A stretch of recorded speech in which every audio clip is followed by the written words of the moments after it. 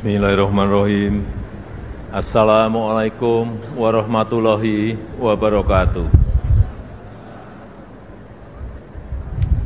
Selamat siang, salam sejahtera bagi kita semuanya. Shalom, Om Swastiastu, Namo Buddhaya, salam kebajikan. Yang saya hormati Wakil Presiden Republik Indonesia, Bapak Profesor Dr. Kiai Haji Ma'ruf Amin. Yang saya hormati Ibu Dr. Puan Maharani, Ketua DPR RI, beserta para pimpinan dan anggota Dewan Perwakilan Rakyat Republik Indonesia.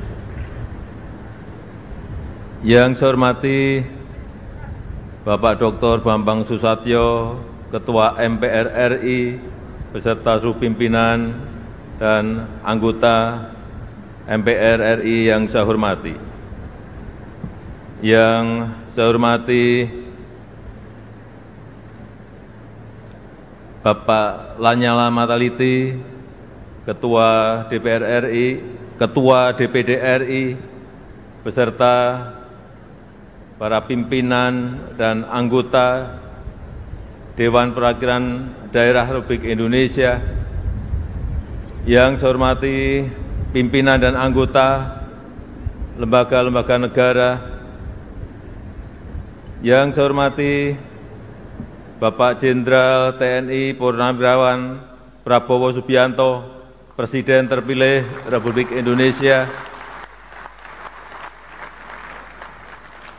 Yang saya hormati para Menteri Kabinet Indonesia Maju, Jaksa Agung, Panglima TNI, Kapolri, dan Kepala Lembaga Pemerintahan, Bapak, Ibu, Saudara-saudara sebangsa setanah air, para hadirin yang saya muliakan.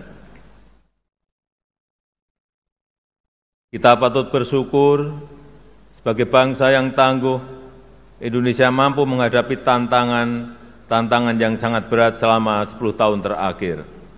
Mulai dari pandemi COVID-19, gejolak politik global, perang dagang, dan berbagai ancaman krisis, serta perubahan iklim yang menimbulkan banyak bencana. Alhamdulillah, walau diterpa banyak tantangan dan ketidakpastian, kondisi politik dan ekonomi kita tetap stabil, bahkan mampu tumbuh secara berkelanjutan. Pertumbuhan ekonomi Indonesia selalu terjaga di kisaran 5%, lebih tinggi dibandingkan rata-rata pertumbuhan global yang sebesar 3,4%. Penambahan tenaga kerja baru sebanyak 21,3 juta pada periode 2015 hingga 2024. Rasio utang kita juga menjadi salah satu yang paling rendah di antara kelompok negara-negara G20 dan ASEAN. Di sisi lain, nilai ekspor Indonesia naik lebih dari 70%, mencapai 250 miliar US dollar di tahun 2023. Neraca transaksi berjalan secara bertahap terus menguat dan neraca dagang selalu mencatat surplus selama 51 bulan terakhir ini. Indikator kesejahteraan masyarakat juga meningkat signifikan. Tingkat pengangguran turun menjadi 4,8% di tahun 2024. Tingkat kemiskinan turun tajam menjadi 9,03% di tahun 2024. Angka kemiskinan ekstrim juga turun signifikan menjadi 0,83% di tahun 2024. Selain itu, kita juga telah merasakan kemajuan pembangunan infrastruktur yang Indonesia sentris, mulai dari jalan tol, jalan nasional, bendungan, irigasi, pelabuhan, bandara, pembangunan IKN, dan masih banyak yang lainnya. Kita juga bekerja keras untuk membangun SDM yang unggul, yang berdaya saing, yang produktif dan inovatif melalui reformasi pendidikan, transformasi sistem kesehatan, dan penguatan jaring pengaman sosial. Bantuan pendidikan terus diberikan untuk masyarakat miskin dan rentan. Program Indonesia Pintar untuk pendidikan sekitar 20 juta siswa per tahun diberikan. Program KIP kuliah dan bidik misi untuk pendidikan 1,5 juta mahasiswa, serta beasiswa LPDP untuk pendidikan sekitar 45.000 mahasiswa. Selain itu, upaya perbaikan sektor kesehatan juga menunjukkan hasil yang baik.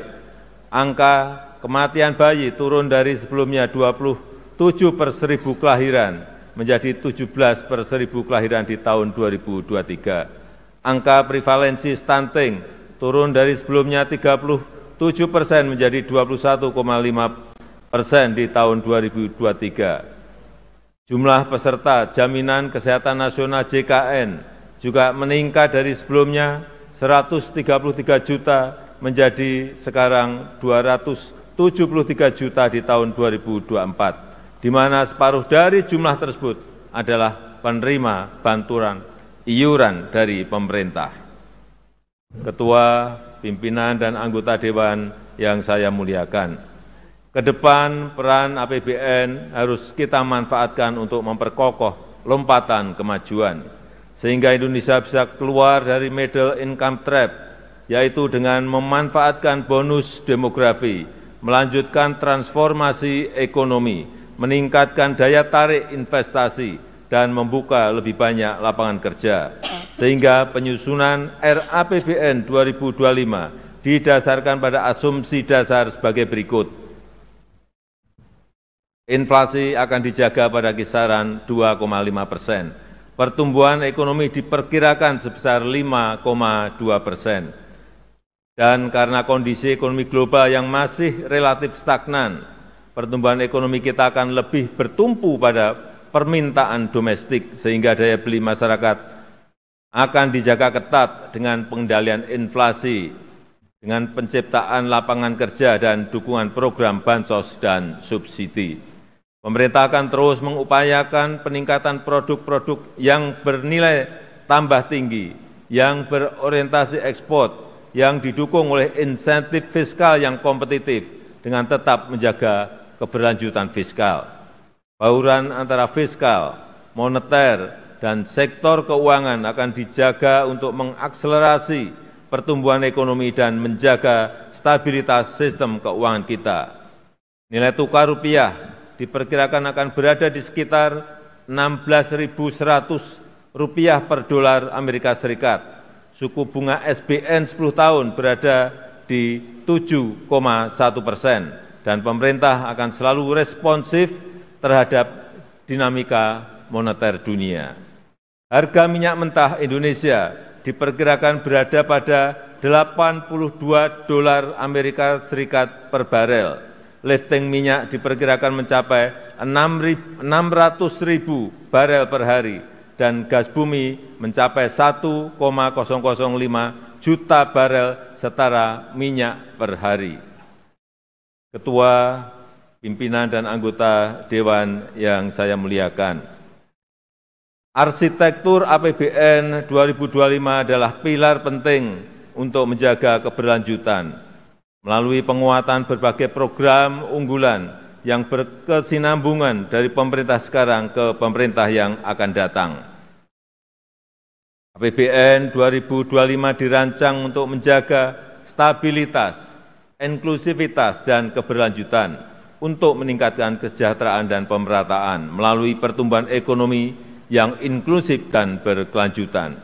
Kita harus terus melanjutkan reformasi struktural, menjaga kebijakan fiskal yang sehat dan kredibel, serta meningkatkan kolaborasi kebijakan fiskal, moneter, dan keuangan. Desain belanja dan pendapatan serta pembiayaan perlu dirancang fleksibel dengan menyediakan ruang fiskal untuk mengantisipasi ketidakpastian dan mendukung keberlanjutan pembangunan dalam transisi peralihan pemerintahan. Strategi kebijakan jangka pendek akan difokuskan untuk mengakselerasi pertumbuhan ekonomi, menguatkan kesejahteraan, dan pemerataan antar daerah. Makan bergizi gratis diarahkan untuk meningkatkan gizi anak, sekaligus memberdayakan UMKM dan meningkatkan ekonomi masyarakat kecil di daerah. Program makan bergizi gratis dilakukan secara bertahap, diselaraskan dengan kesiapan teknis dan kelembagaan, serta tata kelola yang akuntabel. Program percepatan renovasi sekolah untuk meningkatkan akses, kualitas, serta link and match pendidikan dengan dunia usaha, serta pembangunan sekolah unggulan dan ekosistem pendidikan yang kondusif juga akan dikembangkan. Dan untuk mendorong produktivitas, menjaga pasokan dan keterjangkauan harga pangan, diperlukan penguatan lumbung pangan dan jaringan irigasi. Serta untuk meningkatkan ekonomi masyarakat diperlukan peningkatan pembiayaan rumah murah untuk rakyat dan peningkatan permodalan bagi UMKM. Sedangkan untuk strategi jangka menengah diarahkan untuk mengakselerasi transformasi ekonomi menuju pertumbuhan ekonomi yang inklusif dan berkelanjutan yang dilakukan melalui pertama, mewujudkan SDM unggul yang produktif, inovatif, dan berdaya saing melalui pendidikan bermutu, makan bergizi gratis, dan renovasi sekolah, serta kesehatan berkualitas dan perlindungan sosial. Yang kedua, penguatan hilirisasi dan transformasi hijau untuk meningkatkan aktivitas ekonomi bernilai tambah tinggi yang rendah emisi dan berorientasi ekspor. Yang ketiga, meningkatkan inklusivitas dan berkeadilan untuk mewujudkan kesejahteraan yang merata untuk seluruh lapisan masyarakat di seluruh wilayah tanah air Indonesia. Keempat, melanjutkan pembangunan infrastruktur sebagai pendukung transformasi ekonomi, khususnya pembangunan infrastruktur di bidang pendidikan, pangan, energi, dan konektivitas. Kelima, pemantapan implementasi reformasi birokrasi dan penyederhanaan regulasi. Keenam, peningkatan ekonomi kreatif dan kewirausahaan melalui pemberdayaan dan peningkatan akses permodalan bagi UMKM. Ketujuh, penguatan pertahanan dan keamanan serta kemandirian pangan dan energi. Yang kedelapan, penguatan nasionalisme, demokrasi, serta penghormatan dan penegakan hak asasi manusia. Ketua, pimpinan, dan anggota Dewan yang saya hormati, RAPBN 2025 juga menekankan pada optimalisasi pendapatan, belanja yang berkualitas, dan pembiayaan yang inovatif. Rasio perpajakan akan terus dioptimalkan untuk memperkuat ruang fiskal dengan tetap menjaga iklim investasi, keberlanjutan dunia usaha, dan melindungi daya beli masyarakat. Belanja akan dijaga benar-benar efisien dan produktif, agar selain mendukung program prioritas pemerintah, juga dapat menghasilkan multiplier effects yang kuat terhadap perekonomian. Inovasi pembiayaan yang fleksibel dengan kehati-hatian yang tinggi akan terus ditingkatkan melalui kerjasama pemerintah dan badan usaha, penguatan peran lembaga pengelola investasi, dan pendalaman pasar keuangan. Gambaran besar arsitektur RAPBN 2025 adalah sebagai berikut. Belanja negara direncanakan sebesar Rp3.613,1 triliun, yang terdiri dari belanja pemerintah pusat sebesar Rp2.693,2 triliun dan transfer ke daerah sebesar Rp919,9 triliun.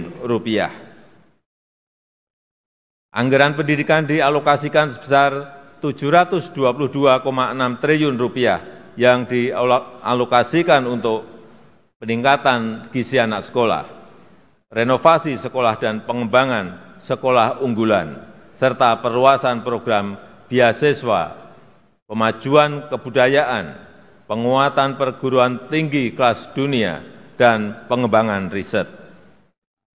Anggaran perlindungan sosial dialokasikan sebesar Rp504,7 triliun untuk mengurangi beban masyarakat miskin dan rentan, serta mengakselerasi pengentasan kemiskinan yang dilakukan dengan tepat sasaran, efektif, dan efisien. Anggaran kesehatan direncanakan sebesar Rp197,8 triliun atau 5,5% dari belanja negara untuk peningkatan kualitas dan keterjangkauan layanan, percepatan penurunan stunting dan penyakit menular seperti TBC, serta penyediaan pemeriksaan kesehatan gratis. Anggaran ketahanan pangan direncanakan sebesar Rp124,4 triliun diarahkan untuk mendukung peningkatan produktivitas, menjaga keterjangkauan harga pangan, perbaikan rantai distribusi hasil pertanian, serta meningkatkan akses pembiayaan bagi petani. Pembangunan infrastruktur dianggarkan sebesar Rp400,3 triliun, terutama untuk infrastruktur pendidikan dan kesehatan, infrastruktur konektivitas, infrastruktur pangan dan energi, serta keberlanjutan pembangunan IKN. Anggaran transfer ke daerah direncanakan sebesar Rp919,9 triliun untuk meningkatkan sinergi kebijakan fiskal pusat dan daerah, untuk harmonisasi belanja pusat dan daerah, serta mengurangi kesenjangan antar daerah dan memperkokoh kerjasama antar daerah. Peningkatan pendapatan asli daerah harus tetap memperhatikan iklim investasi, kemudahan berusaha, kesejahteraan masyarakat, dan penguatan akses dan kualitas layanan publik. Ketua, pimpinan, dan anggota Dewan yang saya hormati, pendapatan negara pada tahun 2025 dirancang sebesar Rp2.996,9 triliun yang terdiri dari penerimaan perpajakan sebesar Rp2.490,9 triliun, PNBP sebesar Rp505,4 triliun yang tetap menjaga iklim investasi, pelestarian lingkungan, dan keterjangkauan layanan publik. Reformasi perpajakan akan dilanjutkan melalui perluasan basis pajak, peningkatan kepatuhan wajib pajak, perbaikan tata kelola dan administrasi perpajakan, serta pemberian insentif perpajakan yang terarah dan terukur. Upaya peningkatan PNBP terus dilakukan melalui penggunaan teknologi untuk perencanaan dan pelaporan, penguatan tata kelola dan pengawasan, optimalisasi pengelolaan aset negara dan sumber daya alam, serta mendorong inovasi layanan. Defisit anggaran tahun 2025 direncanakan sebesar 2,53% terhadap PDB atau Rp616,2 triliun yang akan dibiayai dengan memanfaatkan sumber-sumber pembiayaan yang aman dan dikelola secara hati-hati. Pemerintah terus meningkatkan efektivitas pembiayaan investasi, mendorong kebijakan pembiayaan skema KPBU, termasuk penguatan lembaga pengelola investasi dan Special Mission Vehicle, serta peningkatan akses pembiayaan bagi masyarakat berpenghasilan rendah, UMKM, dan usaha ultramikro.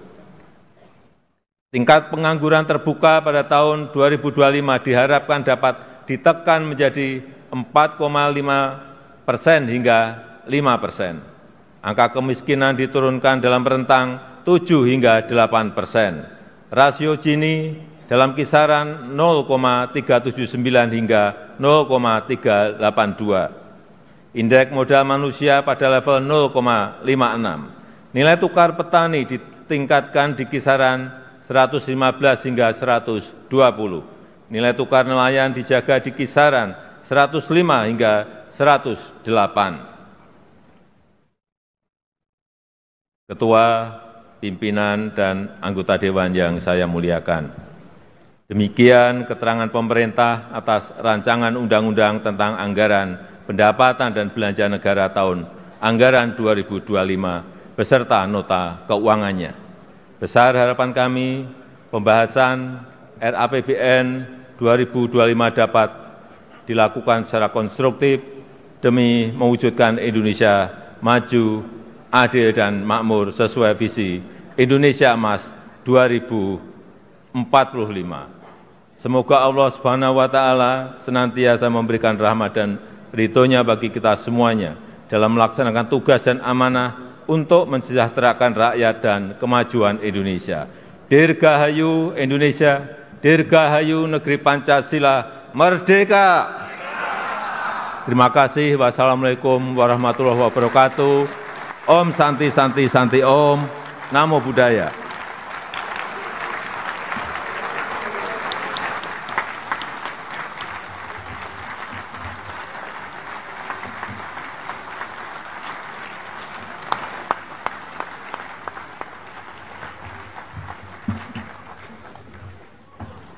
Download Tribun X sekarang, menghadirkan lokal menjadi Indonesia.